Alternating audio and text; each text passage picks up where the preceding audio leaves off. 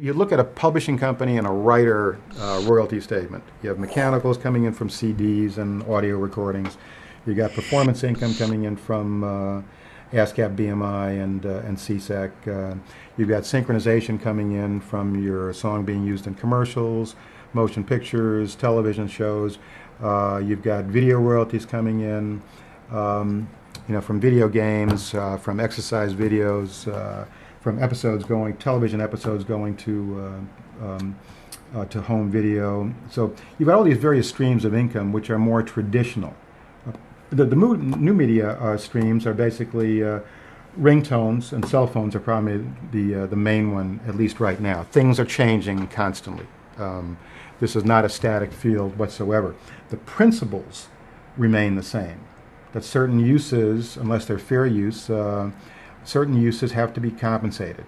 The writer as the creator and the music publisher as the writer's representative do have the right to negotiate a license unless there's a blanket license established by ASCAP or BMI or Congress or performance rights societies. There are schemes in the best sense of the word in the UK and royalty schemes where the writer and publisher do not have approval rights over use of compositions and TV shows in certain countries, but there is a royalty stream, so people are being compensated. The new media, take ringtones. Ringtones have been around for a number of years in Europe, Scandinavia, been very popular, Japan. The last 2 or 3 years, they've become very popular in the U.S. The interesting thing about ringtones, so far it's been fairly a hit-driven business, in addition to TV themes and motion picture themes. I'll give you a quick example, when Outkast had Hey Yeah and The Way You Move Me on the charts, both of which went to #1, stayed there for a number of weeks, we would receive, and I'll get into the type of deals that we do, we would receive income statements from ringtone companies that had, let's say, $50,000. And we would get they pay quarterly, let's say we get 20 to 25 or 30 ringtone statements from various companies every 3 quarters, or every quarter. Let's say the statement was $50,000. Most of those statements, I would guarantee you that at least 50% of that statement had to do with 2 songs, Hey Yeah and The Way You Move Me. Those were the hits, and that's where most of the kids and most of the people who were using the ringtones for their cell phones were going for. If you got a TV theme and a motion picture theme, those are gold, and also Halloween is huge. Pink Panther theme, but Halloween's even on the charts these days. I looked at Billboard's ringtone chart today, and Halloween's, I think, #3. So, but most of your songs, the Blondie songs, the Paul Anka songs, you're going to get people getting, ringtones of those compositions. But the majority so far have been your hits. And once the hits drop off the charts, they still stay in. They still get enough requests, but the kids are going on to something else because people are not keeping the ringtones for 7 months or a year or 2 years, whatever. They're changing sometimes weekly. The interesting thing about ringtones is that now with master tones being involved, it's become even a bigger business. Prior to master recordings being able to be downloaded onto cell phones, you had just the music publisher involved.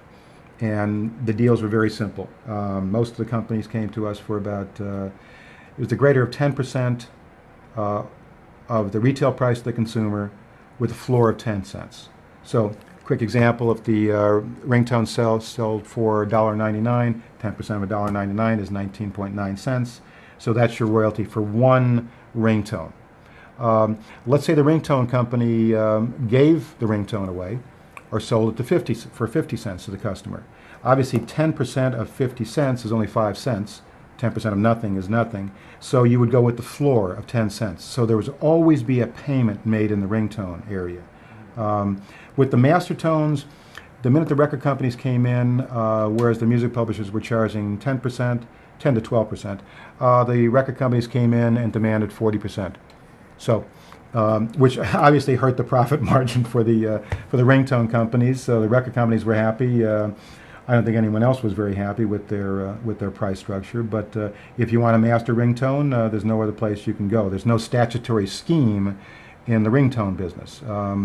The record companies, or there was a theory that they could use the mechanical compulsory license provisions to download a ringtone, but the Harry Fox agency came out against that, and I think that's the proper position. But basically, the way the ringtones work right now, you're looking at the record company getting about 40%, and the publisher getting 10%.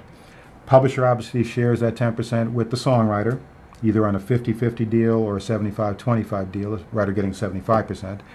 The record company, what they should be doing, I think they are doing this, is they take whatever the 40% is, and they treat it as they should be treating it as license income, and where the artist will get either 50% under contemporary deals or 25% under old deals. So that's the split. But the record company is still getting the, in most cases, the lion's share. Now, some record companies I've heard are treating that cell phone money, that 40% share, as kind of a retail price to the consumer, and they're taking the artist royalty just as if they would a CD, and they're paying the artist royalty a reduced amount because all the various deductions that come out. I don't think that way is fair, but this is coming from my personal opinion only. It's a license income, and it should be split either on a 50-50 basis with the artist, or a 75-25 depending on the deal. Obviously, any of this money that comes in, if the artist has an unrecouped advance balance, same is true if it's a songwriter, the money is going to be used for recoupment of the advance.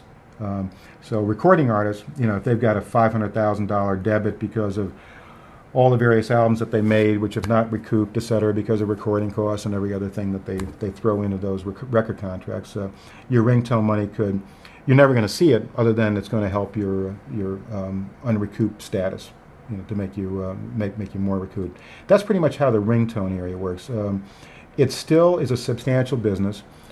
Because of the amounts of money that came in, which were not projected by a lot of companies. It helped a lot of companies meet their numbers. Now it's factored into our budgets every year, as it is with record companies, and so we'll see where it goes. I mean, there's going to be something new right around the corner, which could take away from ringtones, which could enhance ringtones.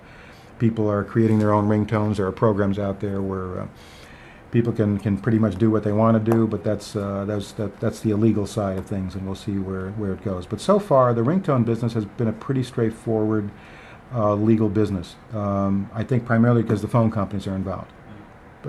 Phone customers are used to paying for services, and whether it's downloading or internet or anything else, it's a whole different mindset that's occurring in that area. Whether that'll change, I mean, who knows? I mean, when I don't predict the future on this one, but as long as phone companies are involved, there is usually payments occurring.